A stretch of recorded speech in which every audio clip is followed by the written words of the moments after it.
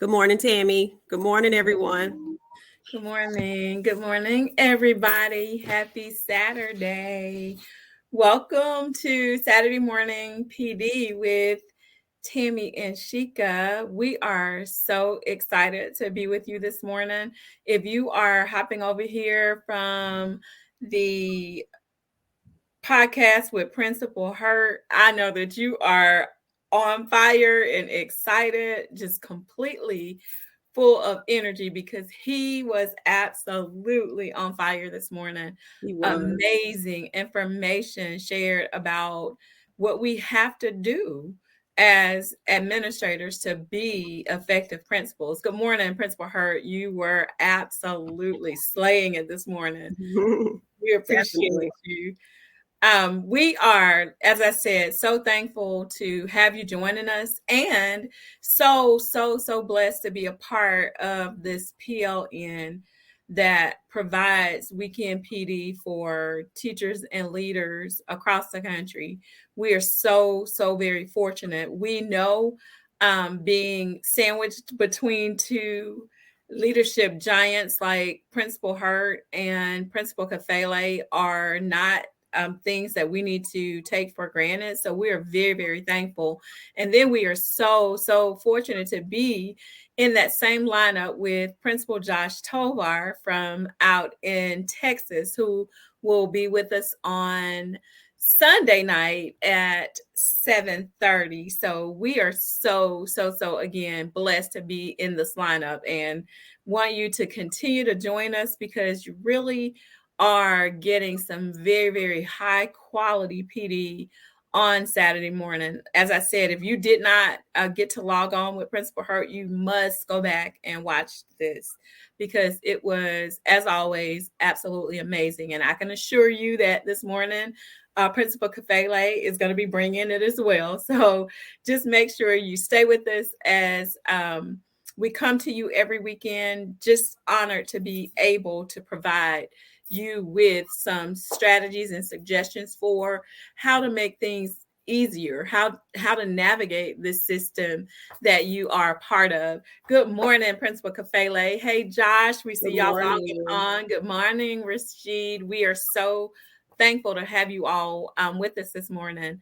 He was on fire, Josh. I He was was. so like, go ahead, Principal Hurt. We'll just defer to you today. You just go and do it. So this is today, our discussion is going to be on building equity through student relationships. And it was really good to hear those points that Principal Hurt were bringing this morning because it really does require leaders in school buildings today to have the courage to do the right things because it's not always easy to address those inequities that we see and that our students face from day to day.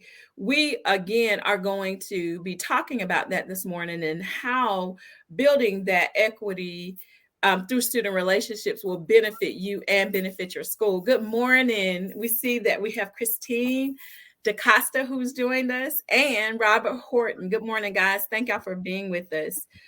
So what we're, like I said, going to be talking about is equity. And we want to talk about this through the perspective of what research has said. And this is research that is dated back to as early as 2009 when it was said that our schools are predicted to become more and more diverse. And by 2050, minority students will account for approximately 57% of the population. And we tie that back to a quote by Ron Edmonds from a speech all the way back to 1978. And please understand that that rings true until this very day. What he said was, we can, whenever and wherever we choose, successfully teach all children whose schooling is of interest to us. We already know more than we need to in order to do this. Whether we do it must finally depend on how we feel about the fact that we haven't so far. very powerful quote, because when you have to face that reality and you understand that we are doing a disservice to some of our students, you have to make it up in your mind to decide what your reaction to that is going to be. What are you going to do about it? And that's kind of what we're going to talk about this morning, because addressing inequity or equity in school is not a new thing. Some of the events of our present time have brought this more to the forefront. So we do see the inequities much more clearly than maybe we have paid attention in years past. But this is not a new thing. So what we have to do is we have to continue to work on it. We know that we have more and more English language learners coming into our schools. We have to provide the space that allows for us to provide equitable learning experiences for these students. Sheka, you're done. You ready for us to get started? I am. Thank you for getting us started. And good morning again, everyone. Tammy, you are absolutely correct. And as I've stated before, Ron Edmonds, most of my research is backed from his research all the way from 1978. And it's amazing to me that this quote from his famous speech still rings true today, with the fact that there is still so many things that we need to do centering around equity as it relates to our students, and making sure that we are doing the right things for them. But according to the National Clearinghouse for English Language Acquisition, as you stated, Tammy, diversity is getting more and more profound. Many states are experiencing growth in culturally and linguistically diverse students. So for 24 states, just to show how much of a difference this is, there was an increase at least of 100% of English language learners, and then upward of 350% in several other states. But then when you look at how we're doing with addressing the linguistic, cultural differences, there's still big gaps in achievement. We still have high percentages of dropout rates. There's still high rates of teacher attrition. And our workforce in education is still 82% from the majority group. So what have we done? We've started multicultural education. We've started culturally responsive teaching, culturally responsive training in some areas. And this is something that Tammy and I have done at our own schools. A lot of it is a part of our work that we're doing right now. And we even had the founder of Multicultural Day on with us this past Tuesday, Mia Wingen. Did you want to talk about her a little bit, Tammy? Yeah, it was really an honor to have Mia on, because Mia saw that there were gaps in the materials that were available. Good morning, Jasmine. For students, and what we were able to get from Mia was her passion for making sure that kids have access to those multicultural materials that will help them to have representation and to see not just themselves, but to see people who are different from them, because that is equally as important when you are putting those types of materials into classrooms. It does help for the children who are seeing images that look like them to see themselves, but it also helps for other people to see characters who are different maybe than they are, but are of the minority, so that they can understand that these characters are important. Because when you don't see the representation that has to be there, then that suggests that that is not quite as important as what you see more prevalently. And that's some work that Mia has done. And if you are interested, please feel free to sign up to be a book reviewer, or you can also be a sponsor for their multicultural book day event that I think it happens maybe in January. Sheka and I have been sponsors for the last 2 years and really support the work that Mia is doing.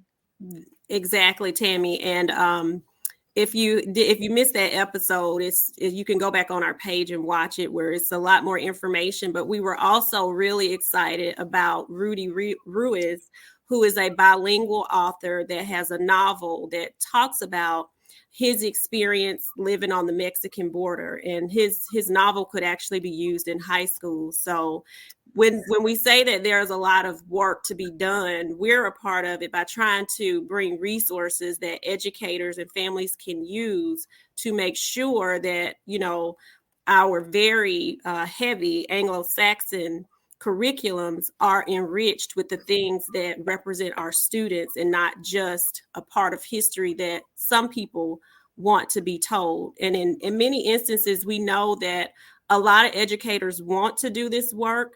They don't know where to start. So there are 5 things that we have found, and we'll reference 2 articles that we have found that has some great information, some tips on where exactly teachers can start with this. And the first one is that teachers and students produce together. And that basically means that you're going to facilitate learning through a joint productive activity amongst your teachers and students. And the reason that this is helpful is because diversity is even so diverse now. You really, it's hard to just define it in one area because it continues to evolve. It's viewed through the multiplicity of an individual. So a student's skin color could be brown, but he could also speak, or she could speak, fluent English. So we can't just look at someone's outside and assume certain things. He or she may have blue eyes, but their primary language could be Cantonese. Interracial marriages are definitely much more prevalent now, but children also have cultural ethnic pride across both races. So you can't make assumptions. And what you have to do is make sure that you're building relationships with your students to understand what they're bringing to your classroom and what their background is, in order for you to be able to address that as their teacher. There's even diversity in family structure now. You know, and this has been for some time, all students don't come from 2-parent families. They may not live in homes where there's several books or, you know, different access to things where they're being exposed. So there's a great differences that exist among the students that are entering your classroom. But as the teacher, you build your relationships with those students in order for them to help you build themselves into the curriculum. The second point was from these articles was to develop language and literacy across the curriculum. This is another big part of the work that Tammy and I work on with culturally relevant literacy strategies. Apply the literacy strategies and develop academic language competence in all subject areas. And what we know about our literacy rate is that a lot of teaching programs don't prepare teachers how to teach literacy properly. So we do offer a lot of great information and training for teachers on decoding to make sure that students know how to do this, and that as a teacher, you know these strategies. Yeah, and one of the things Jasmine mentioned, Sheka, was that there are a lot more children who are homeless now. So those structures are very, very important as well, because sometimes we are teaching children who are coming from the car where they've slept all night, or in our area, now they have this old motel where their kids are actually having to live. So you have all things to be considered when you're looking at what the needs of our children are. Also, just Shika, I was thinking when you were talking, one of the things that I think is really good about the work that Rudy is doing is that he does incorporate a lot of, like he was talking about the music that he puts into his stories, and it is really centered around his life growing up on that American-Mexican border. And so it's kind of just that whole premise of going into number 3.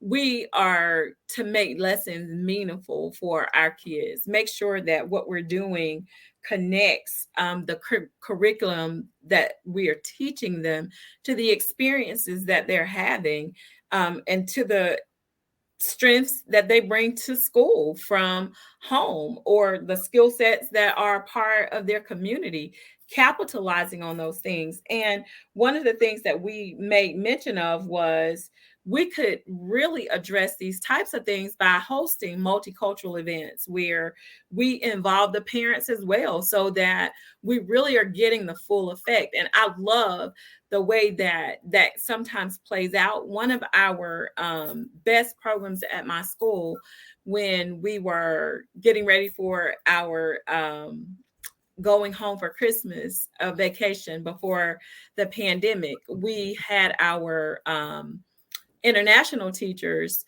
who are from the Philippines to provide their cultural aspect of the holiday to the students and their families. And they had dishes that they served there. They also did an amazing dance that is a part of the culture there. And she taught her children to do the dance.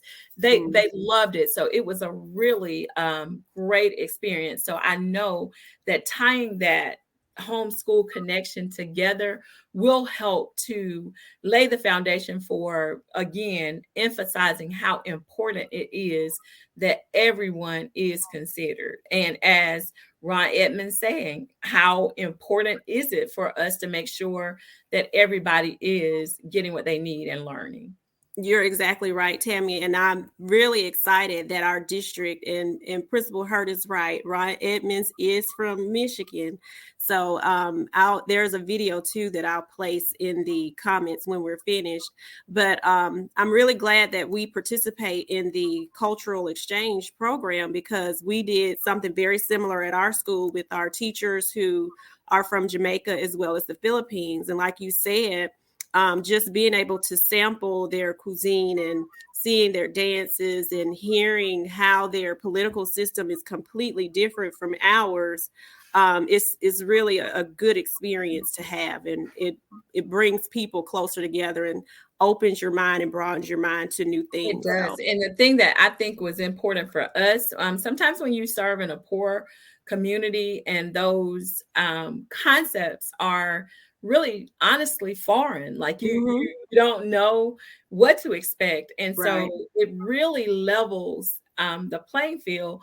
And parents were really, really excited to see, and not just see what the teacher was doing, but see what she had taught their children to do. And even when they were sampling cuisine, Sheka, it was like now they were talking about how and why those dishes were significant, and they were like some of it was absolutely delicious, I guess, to them. They were like, now how did you say you make this again? So it was really an amazing connection. But I think it helps to, again, level set for everybody that we all have something to offer to this vast concept of a culturally responsive setting that we want our schools to be.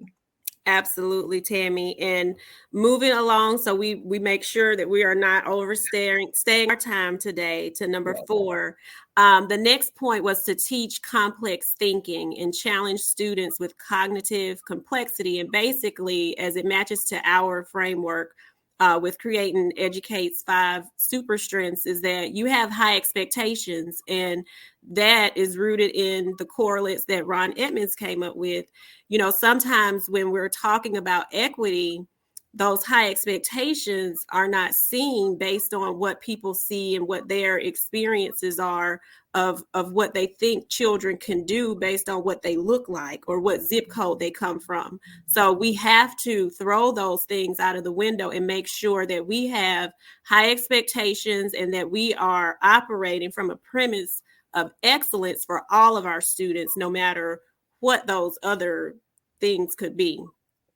And the 5th point was basically through teacher conversation. And this goes back to, again, those opportunities for dialogue that you talked about, Tammy. Engage students through dialogue, especially instructional conversation, building that background knowledge. We talk a lot about read-alouds and how powerful they are.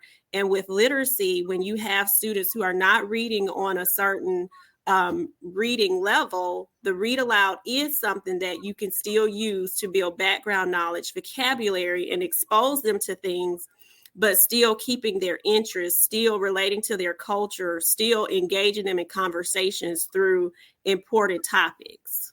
Absolutely. And I saw on here that R.E.A.L. said that North Carolina is requiring letters training. And I think that South Carolina is doing the same thing. Sheka's actually enrolled in one of those letters courses right now. Mm-hmm. So they do have some really good information, R.E.A.L., that is very important. And again, as Sheka said, we are hightailing it out of here to get the principal to Pele, but we want to wrap this up with 2 points of our own that we are just wanting to leave with you. And I'll collapse these together. 6 and 7 really are about, as Sheka talked about, those instructional conversations.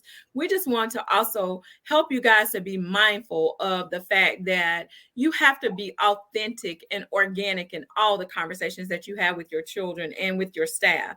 Make sure that they understand that the discourse that you're having is genuine. You're not just doing this because we're telling you to do it, but you're doing what you're doing because they matter. Because when you establish those, because point 7 is respect.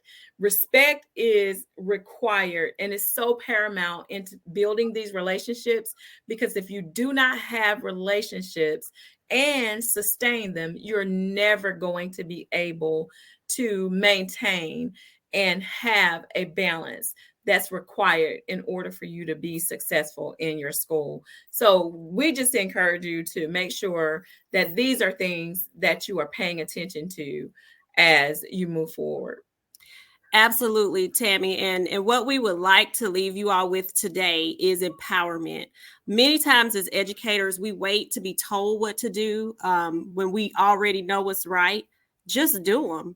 As Principal Hurt told us this morning, take the risk, stop waiting. And it really starts with leadership. School leaders must be intentional about building their cultures to address cultural responsiveness. This is including what you choose for your professional development that's selected, your school focuses, where your money is spent, what you set aside to supplement our very Anglo-Saxon rich curriculum, and how comfortable your teachers feel about incorporating what they need to. Then teachers can take it from here and institute what we've talked about here, explicitly teaching our students how to navigate a system that is not always equitable. And we just want you to know that all of this simply begins by teaching everybody in your building to value, appreciate, and respect one another. And it is just the bottom line. James Comer said this a long time ago, but no significant learning can take place without there being a significant relationship. So please be sure that you are building those relationships and making sure that the kids know how you feel and that you are genuine in your thoughts to them. And I'll leave you with this. This is a quote from James Baldwin, who talked about, and this is a whole big thing. We'll share some of that information as well. But he talked about how kids are not able to learn from people who despise them. So please be sure that you leave your biases. I saw that in the comments earlier. Leave that at the door if you have them. Make sure that you devote who and what you are to your children. Exactly. And as I close us out, Tammy, if you'll finish the rest of the comments that I missed. Okay. Yes. Everything we mentioned today, and I'm glad Tammy brought that up about Mr. Baldwin. She attended that conference this week, which was very powerful. Everything mentioned today is a part of our framework that we created as turnaround principles. Create and Educate's 5 super strengths to a real resilient school. And we offer leadership training for leaders, school leadership teams. We offer offer literacy training with the premises in mind that we've talked about and that are a part of our framework. So if you have not pre-ordered our book, it doesn't have to be lonely at the top. Please do so today. It's on our website. I'll list that in the comments.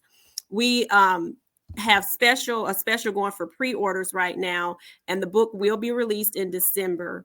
It speaks to our commitment to collaboration and leadership, which is why we are a part of this great PLN every Saturday and Sunday with Principal Sean Hurt, Principal Kafele, and Principal Josh Tovar. So please join us next on Principal Kafele's page, and we will see you guys next Saturday. We really appreciate you all's support, and thank you for tuning in. Have a great weekend, guys. Thank you.